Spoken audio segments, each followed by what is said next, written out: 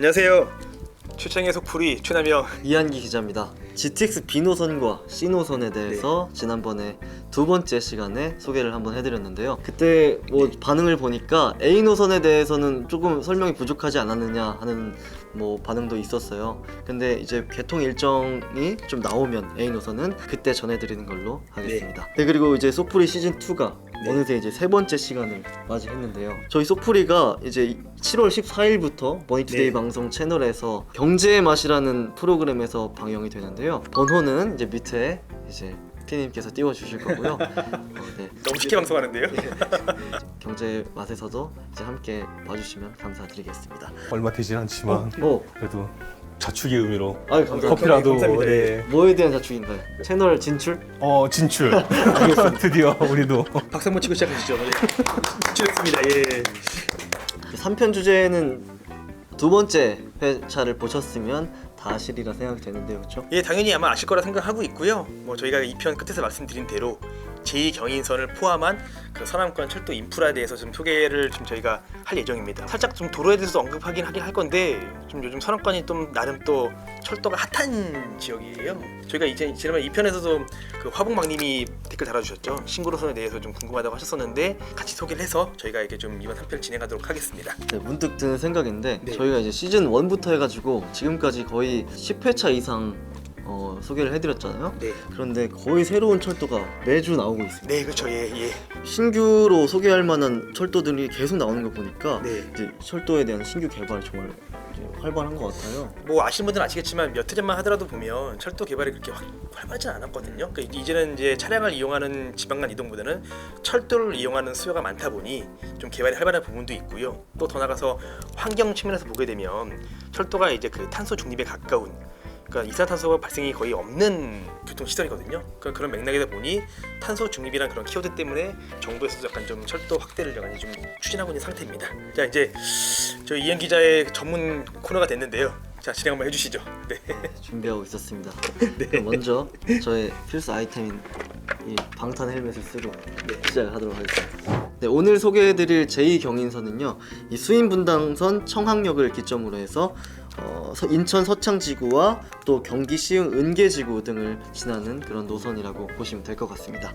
자세히 조사하다 보니까 제2경인선도 이제 GTX처럼 좀 굉장히 많은 어떤 이야기들이 많이 나오고 있는 것 같아요. 그 우여곡절을 하나의 키워드로 소개해드리자면 이제 구로 차량기지 이전이 아닐까 싶습니다. 예, 아주 정확히 조사를 잘했는데요. 맞습니다. 그러니까 제2경인선은 이현기 기자 소개대로 정말 좀 사연이 많은 철도 중에 하나인 거고요. 현재 자세히 소개하겠지만 원하는 때 인천 청학역에서 수도권 도처도 1호선 노량진까지 가려고 했던 원한 노선이 있는데요. 사실상 폐기입니다. 구로 차량기지 이전 이슈가 있었는데요. 이전이 이제 무산이 됐죠. 그러면서 이제 그 원한 노선이 폐기가 됐고요. 그러니까 원래는 이제 그 인천시하고 정부가 제2경인선을 이제 구축하기 위한 선결 사업으로 구로 차량기지 이전을 먼저 추진을 했었거든요. 광명 노원사동으로요. 근데 이제 반발이 만만치 않았죠. 한 예를 보면 저희 그 화면을 보시면 이 구로 차량기지를 광명으로 이전하면 절대 안 된다. 이런 정부는 이제 물론 타당성이 없다고 판단은 했지만, 물론 이제 그런 부분도 있긴 하겠지만, 사실 이런 주민들의 한두 명도 아니고 몇십만 명이 이렇게 좀 반대를 하다 보면 부담을 느꼈겠죠. 결과적으로 이제 그 구로 차량기 이전이 무산이 되면서 제2경인선 원안 추진도 이게 중단이 됐습니다. 그럼 어떻게 좀 다시 추진이 된 걸까요? 그러니까 일단은 이제 인천을 보게 되면 지역 규모나 크기에 비해서 좀 철도 인프라가 많이 약한, 좀 취약한 지역이거든요. 그러니까 인천시도 그 분명히 그걸 알고 있는데요. 이 강명시의 반발을 보면서 혹시 원안대로 추진은 쉽지 않으니 우리가 좀 새로운 노선을 발굴을 해서 좀 준비를 좀 해야겠다라고 이미 전부터 좀 생각을 하고 있었고요. 그러니까 이거는 지금 맹성교 의원실 그 자료인데요.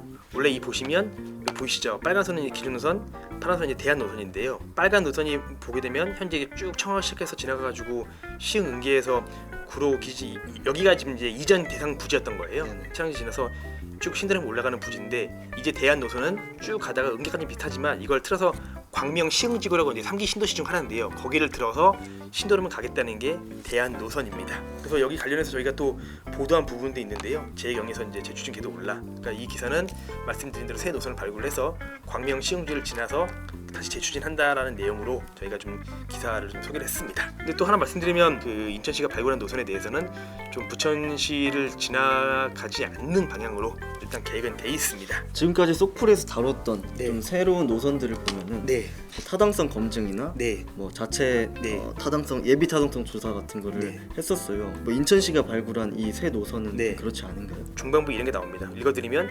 국가철도공단은 이제 이달 말이면 6월 말인데요. 제2경의선 광역철도 타당성 검증 용역을 수행할 사업자 공고를 낼 예정이다. 6월 20일 날 공고를 냈고요.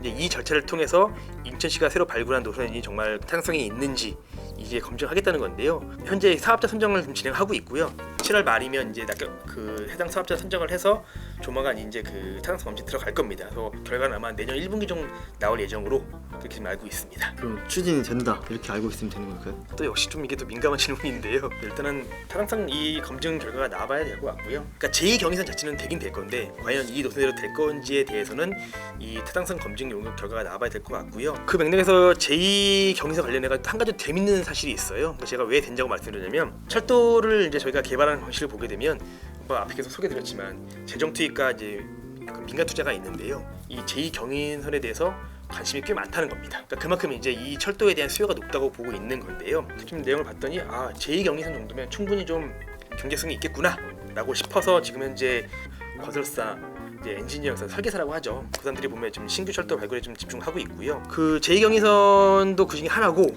현재 보면 제가 파악한 바로는 한 지금 두세 개 건설사나 엔지니어사가 지금 현재 그 철도 사업을 제안하려고 지금 준비하는 것도 좀 있으니 잘 되면 뭐 민자라도 될 수 있다라는 알아주셨으면 좋겠습니다.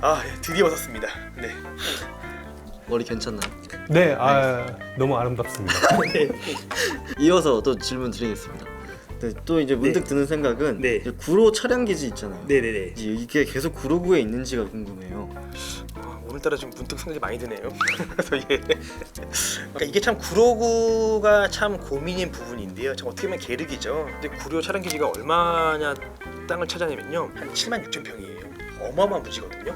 근데 이 땅을 뭐 완전히 할 수 없다 보니 구로구도 이제 개발이 안 되고 있는 부분도 있는데요. 그래서 이제 구로구가 새로운 좀 해법을 찾겠다라는 이제 그런 계획이 있는데요. 문원일 구청장께서 이제 그 추진해가지고 최근에 이제 그 구료 차량기지 이전 기본 구상 및 노선 선정 사전 타당성 조사를 진행하고 있습니다. 그러니까 이 사업이 뭐냐?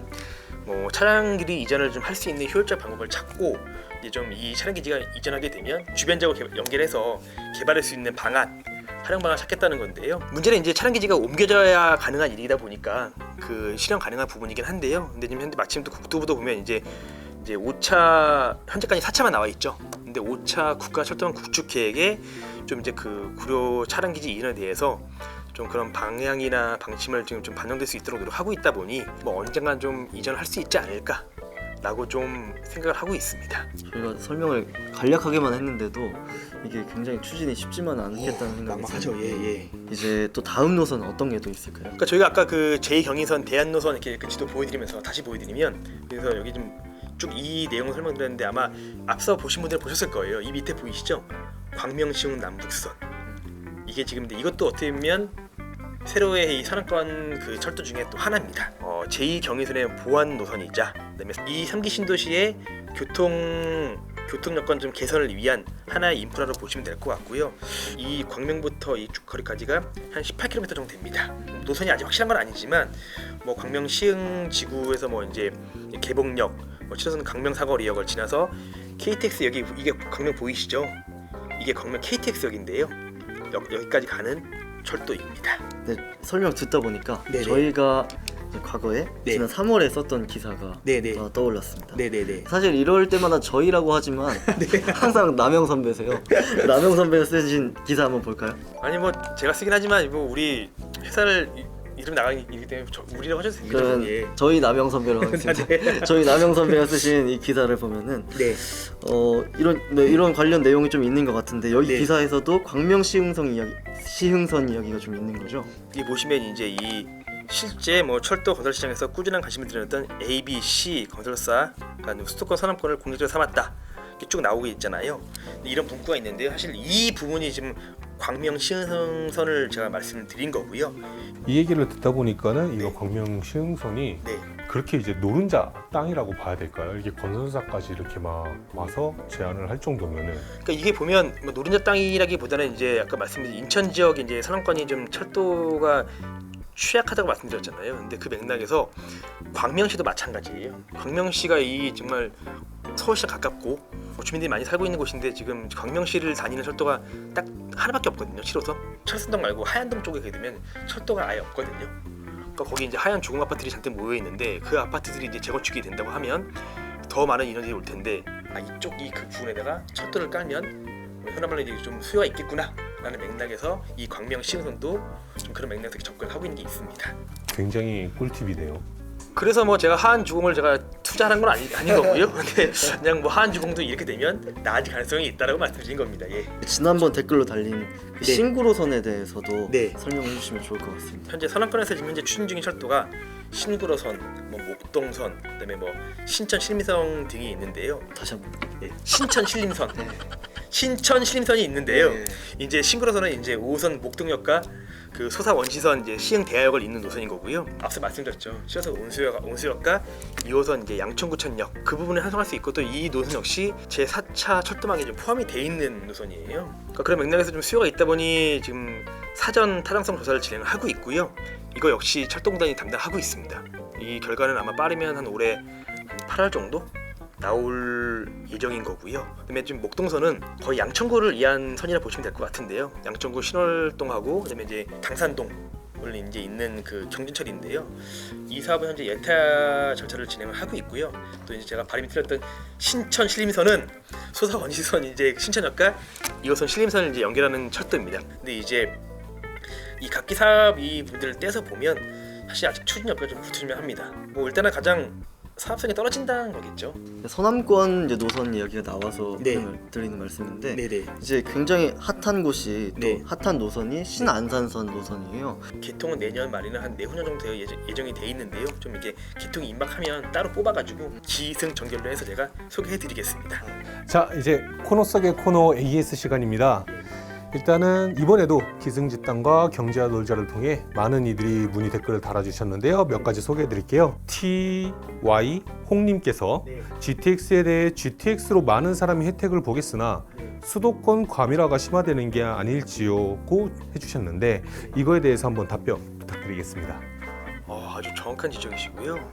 현재 이제 정부가 보게 되면 이제 지역 균형 발전이나 좀 인구 분산 등을 많이 좀 노력을 하고 있잖아요. 근데 GTX는 그 정책에 좀 역행하는 부분이 좀 있거든요. 근데 일단 단순히 보게 되면 이제 좀 수도권 주민들의 좀 서울 이동을 좀 빨리 하겠다고 하는 거지만 계속 정부가 외치고 있는 뭐 서울 출퇴근 30분대라는 그런 맥락에서 추진하는 게 GTX 사업이긴 한데요. 저걸 정부가 좀 늦잖아요. 그래서 아마 과밀화가 되면 또 분명히 또 다른 이제 그런 분산을 위해서 또 다른 정책을 내놓지 않겠냐 생각만 하고 있습니다. 자, 그리고 토렁님께서 혹시 현장에도 가시나요? 뭐 가신다면 GTX 공정률이 어느 정도인지 궁금해요라고 하셨어요. 그러니까 저희가 이제 7월 1일 개통하는 날 저희 이제 저희 개통하는 날 이제 현장 영상이 올라왔는데 저희 이행 기자 연기했죠. 그 창밖을 보면서 물끄러미 바라보면서 이게 차가 막히는 거지 그런 표정을 졌는데요. 앞으로 저희가 이 속풀이 진행하면서 좀 현장 중심으로 많이 좀 운영을 할까 할 테니 좀 그런 부분을 많이 좀 지켜보시면 좋을 것 같습니다. 그래서 저희 이제 마지막으로 위례 과천선 진행 상황이 궁금하다는 의견도 있습니다. 위례 과천선은 저희가 시즌 1 때 이제 위례 신도시 이제 인프라 편에서 소개해드린 적이 있어요. 이때 대우건설 제안해서 이제 시작된 사업이고요. 네. 그리고 현재 KDI 주관의 이제 그쵸. 민자 적격성 조사를 받고 있습니다.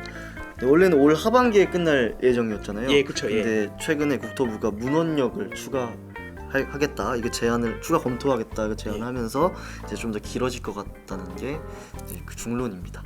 이렇게 우후죽순으로 이러한 그 철도 개통이 된다는 소식이 계속 있는데 그럼 좀 궁금한 게 제가 이한기 기자 멘트를 뺏어서 그런 것 같지만 네 번째 순서 주제 소개 시간이죠. 도로를 할 건데요. 좀 핫한 도로를 할 겁니다. 서울 양평고속도로 사실 좀 고민을 많이 했는데요. 이제 이 서울 양평고속도로가 좀 진일한 효과라든지 아니면 이제 어떤 게 좀 쟁점이 됐는지에 대해서 이렇게 좀 소개를 해드리고 또 시흥성파라는 민자도로랑 같이 이어지는 도로예요. 다음 주제는 서울양평고속도로 언젠가는 한다로 저희가 시즌 2 4편 소개 영상 진행하겠습니다. 네, 그러면 이렇게 쏙풀이 2 시즌 2 세 번째 시간도 네. 문을 닫을까 합니다. 조떼꾸알 꼭 부탁 한번 드리겠습니다. 네. 다음 4편에도 그럼 야채를 준비해서 인사드리겠습니다. 이제 인사하고 물러가도록 하겠습니다. 자, SOC는 생활이다. 네. 감사합니다. 자.